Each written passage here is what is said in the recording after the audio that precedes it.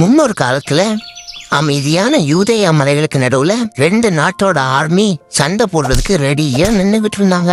ஒரு பக்கம் பயங்கரமான பெலிஸ்தியர்கள், இன்னொரு பக்கம் கர்த்தருக்கு பிரியமான இஸ்ரவேலர்கள். இந்த 2 பேரோட படையும் சண்டை போடுறதுக்கு ரெடி ஆயிட்டாங்க. ஆனா பெலிஸ்தியர்களோட படையில கோலியாற்ற ஒரு ராட்சசர்னா, அவன் பெரியவனாவும் ரொம்ப பலசாலியாவும் இருந்தான். இஸ்ரவேல் படை வீரர்கள்லாம் அவனை பார்த்து ரொம்ப பயந்து நடுங்குனாங்க.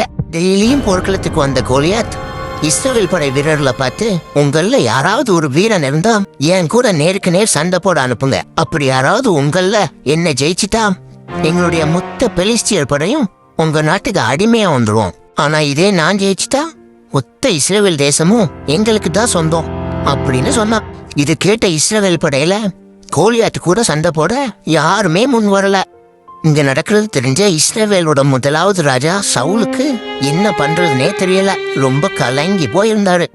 இங்க எப்படி இருக்க, இஸ்ரவேல் தேசத்துல இருக்க பெத்லஹேம் ஒரு ஊர்ல ஒரு சின்ன பையன் ஆடு மேய்ச்சிக்கிட்டு இருந்தான். அவன் தான் நம்ம தாவீது. தாவீது சின்ன பையனா இருந்தாலும் ஏசப்பா மேல ரொம்ப விசுவாசமும் நம்பிக்கையும் வச்சிருந்தான். அப்போ ஒரு நாள் தாவீதோட அப்பா தாவீதை கூப்பிட்டு பெலிஸ்தியர்களோட போர் செஞ்சுட்டு இருக்க கூட படையில இருக்கிற தாவீதோட அண்ணனுக்கு சாப்பாடு கொடுத்துட்டு வர சொல்றாரு. சாப்பாடு கொடுக்க போன தாவீது அங்க போய் என்ன பண்ணா, இஸ்ரவேல் மக்கள் கோலியாத்தை வின் பண்ணாங்களா அப்படிங்கறத நெக்ஸ்ட் பார்ட்ல பார்ப்போம். பாய்.